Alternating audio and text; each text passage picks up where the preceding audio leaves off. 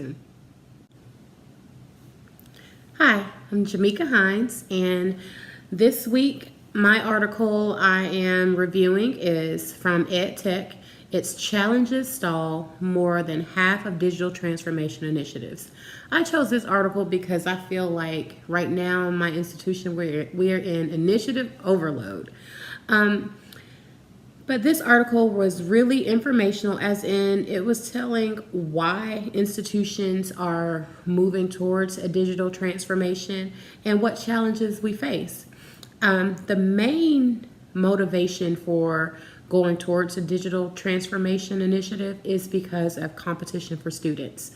That is prevalent very much so here in Middle Tennessee. Not only do we have 4 community colleges within about a 30-mile radius, we also have many 4-year public institutions, many 4-year private institutions, for-profit institutions. I mean, there are a lot of institutions of higher education here in Middle Tennessee, and we're all kind of fighting for the same students, whether it's for dual enrollment or traditional or non-traditional students. We want them all to come to our institutions, and we have to make our institutions as competitive as possible.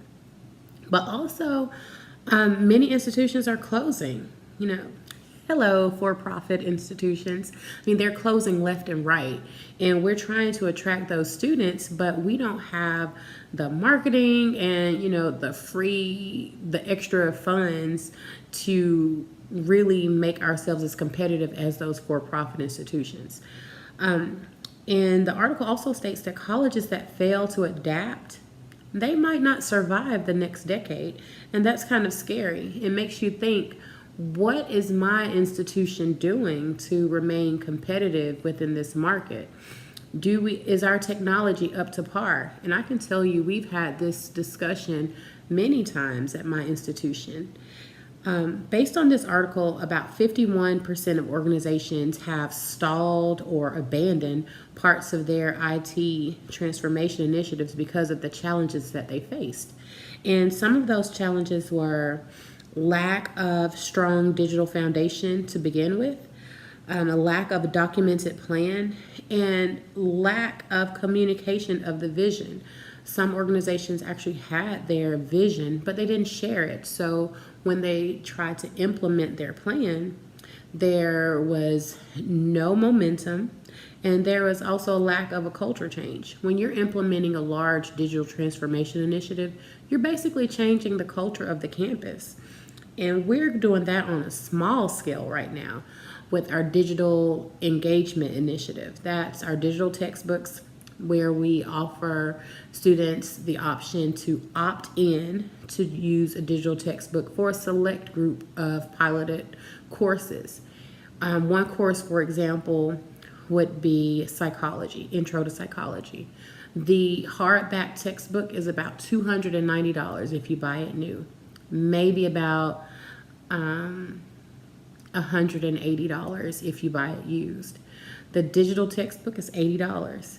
So the student has a huge savings, but do they have the technology at home to go with it? That's still up in the air.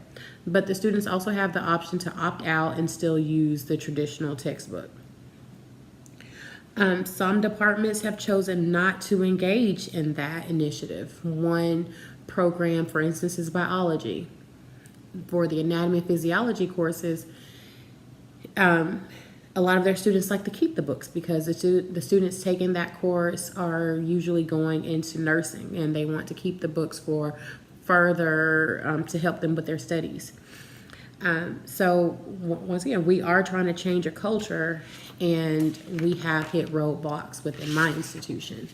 Other barriers that the article brought up was data security, technology silos, funding, of course, and competing priorities. Each division, each part of the institution has their own priorities that everyone, if it's your division, of course your priorities are very important. But technology kind of touches everything. So in my opinion, it was a great article. I could probably talk on this for another 5 minutes. I look forward to your comments, and thanks. Talk to you next week.